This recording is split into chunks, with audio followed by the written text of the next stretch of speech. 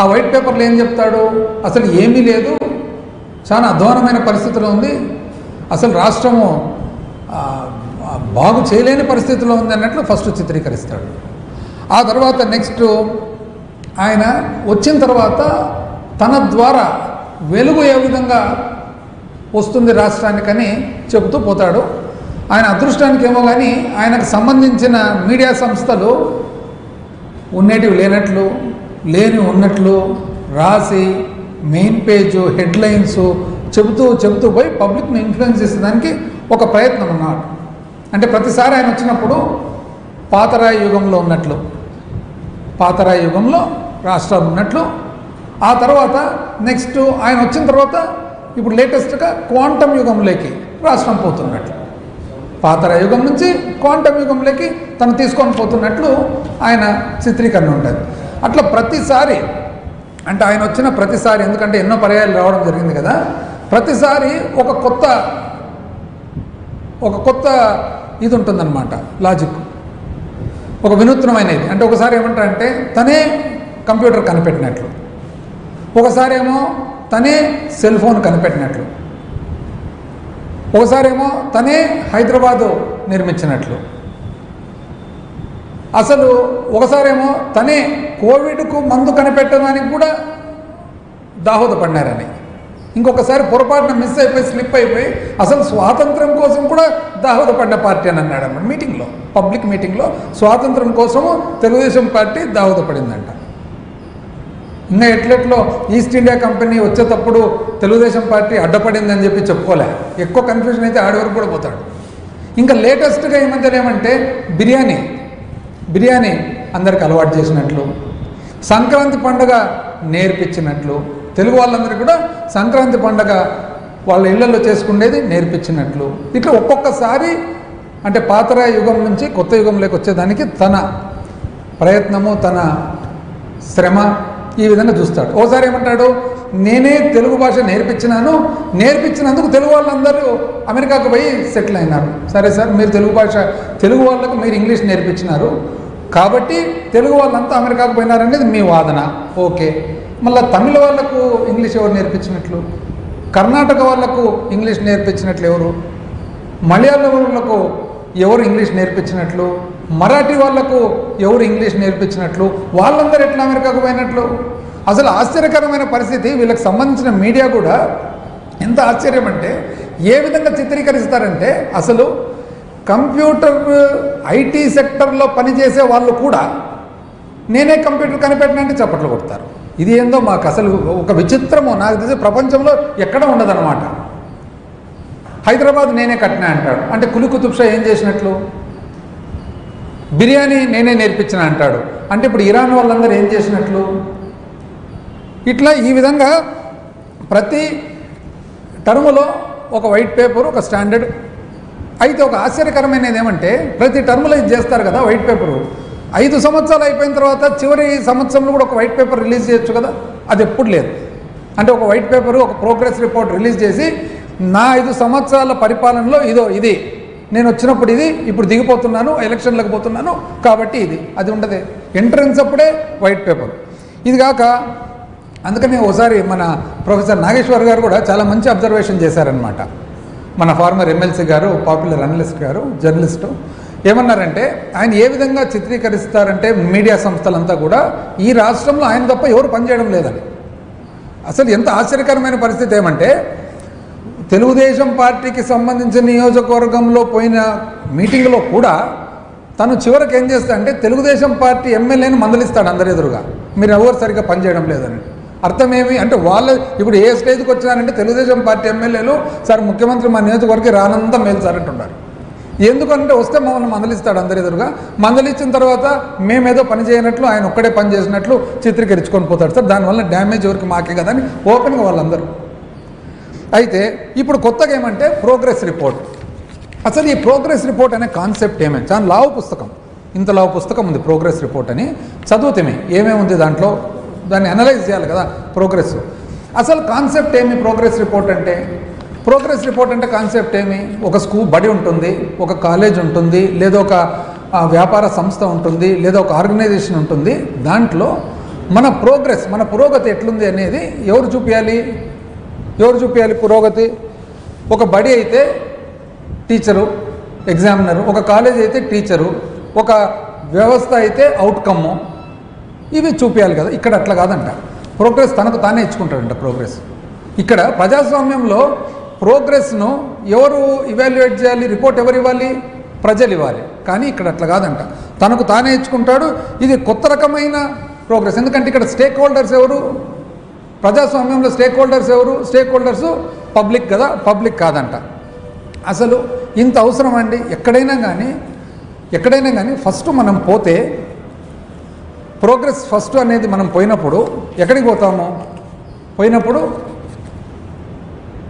Stake holders public. ఒక ఇంటికి పోతే సరిపోతుంది కదా. ఒక ఇంటికి పోతే ఒక కామన్ మ్యాన్, ఒక సామాన్య మానవుని అడిగితే చెప్తారు ప్రోగ్రెస్ ఉందా లేదా అనేది. ఇంత రిపోర్టు, ఇన్ని పేపర్లు అవసరం అండి. ఒక ఇంటికి పోతే ఒక గృహిణి చెప్తుంది, ఒక ఇంటికి పోతే ఇంటి పెద్ద చెప్తాడు, ఒక బస్ స్టాండ్కి పోతే చెప్తారు, రైల్వే స్టేషన్కి పోతే చెప్తారు ప్రోగ్రెస్ ఉందా లేదా 2 సంవత్సరాలు అని. ఇప్పుడు అంతెందుకండి, మనం ఒక వ్యవసాయదారుని దగ్గరికి పోదాం. ఈ 2 సంవత్సరాల్లో మీ జీవన విధానంలో ఏమన్నా మార్పు వచ్చిందా? ఒకవేళ మార్పు అంటే వచ్చిందే మంచిదేమన్నా వచ్చిందా? ఒక్కనన్నా కండి. ఈ రాష్ట్రంలో, ఆంధ్రప్రదేశ్ రాష్ట్రంలో ఒక వ్యవసాయదారుని దగ్గర, ఒక రైతు దగ్గర పోయి, అయ్యా నీ పంటకు మంచి ధర ఉందా అంటే లేదు అంటారు. నీకు ఇన్సూరెన్సు ప్రభుత్వం కడుతుందంటే లేదు అంటారు. నీకు మద్దతు ధర అనేది అమలు పరుస్తుందంటే లేదు అంటారు. మీకు ఇన్పుట్ సబ్సిడీ ఏమన్నా వచ్చిందంటే లేదు అంటారు. మీ పరిస్థితి ఎట్లుంది అంటే చాలా అధ్వానమైన పరిస్థితిలో ఉన్నాం సార్, మమ్మల్ని ఎవరు కాపాడాలో మాకే అర్థం కావడం లేదు అంటారు అన్నమాట.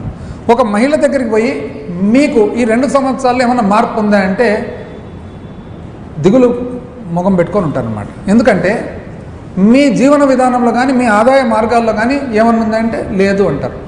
ఇంతకు ముందే వచ్చినారు కదమ్మా, వచ్చి నీకు 15 అని ఇంటింటికి తిరిగిపోయింది కదా, 15 ఏమన్నా వచ్చిందంటే లేదు అంటారు.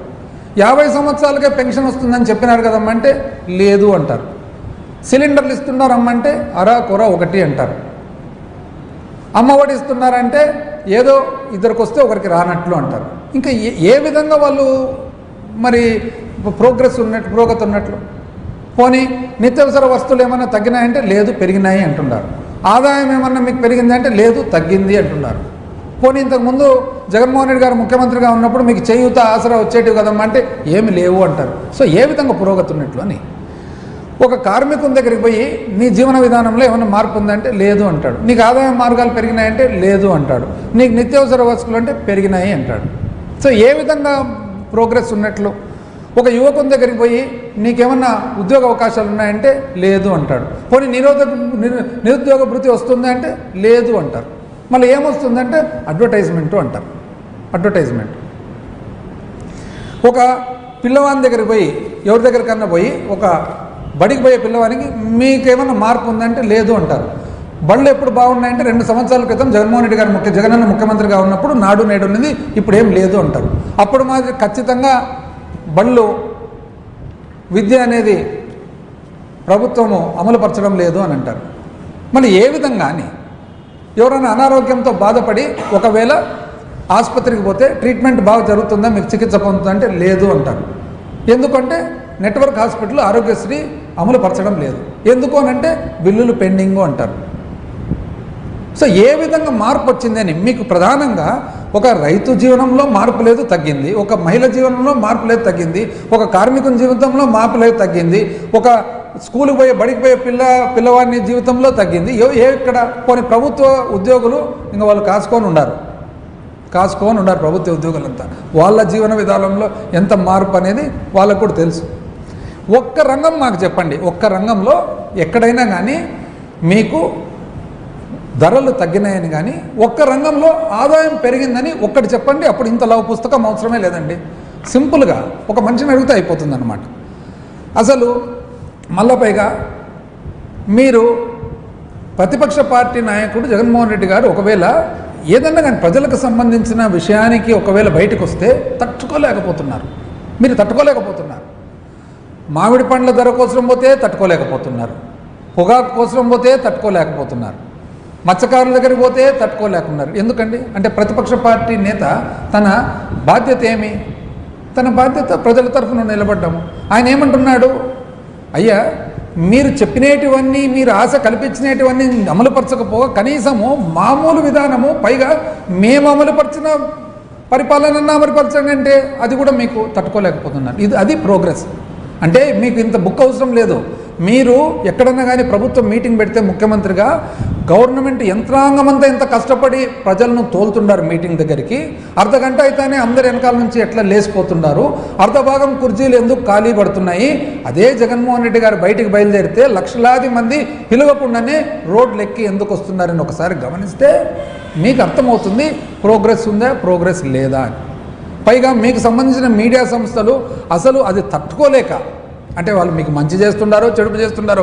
ఇంగ్లీష్లో ఒక సామెత ఉంది, with friends like these who needs enemies అని. ఇటువంటి స్నేహితులు ఉండగా శత్రుతులతో పనే ఉంది అసలు అని. ఇంకోటి కూడా చెప్తారు, oh God help me from my friends so that I can fight my enemies అని. నా స్నేహితుల్ని రక్షించండి సో దట్ నా శత్రులతో. అట్లుంది మీ మీడియా. జగన్మోహన్ రెడ్డి గారు బయటకు వస్తే, లక్షలాది మంది బయటకు వస్తే దాని మీద ఏదేదో విమర్శలు, తట్టుకోలేని విమర్శలు మీకు సంబంధించిన మీడియా. సో అది మీకు ఏమన్నా మంచా అంటే పబ్లిక్ ఎవరైనా చూస్తే దాన్ని కరెక్ట్ అని అంటారా? పోనీ మీరు ఇంకా కొత్తగా మొదలుపెట్టినారు. ఏమని అంటారంటే దానికి ఇప్పుడు కొత్తగా ఈ మధ్యలో deficit is nothing but a myth అంట. అబ్బా అసలు ఇది ఎక్కడైనా కానీ ఎవరైనా కానీ దీనికి పెద్ద ఆర్థికవేత్తలు కూడా అవసరం లేదు. అంటే అప్పు అనేది ఒక బూటకం అంట. ముఖ్యమంత్రి గారు చెప్తున్నారు అప్పు అనేది ఒక బూటకము, దాని గురించి అసలు మనం ఎక్కువ విశ్లేషణ ఆలోచన చేయాల్సిన అవసరమే లేదు అని అంటున్నారు. మీరే పేపర్లంతా అప్పు అనేది ఒక బూటకం, మంచిది. ఒకవేళ అప్పు అనేది ఒక బూటకం అయితే ఇది ఆంధ్రప్రదేశ్ రాష్ట్రానికి మాత్రమేనా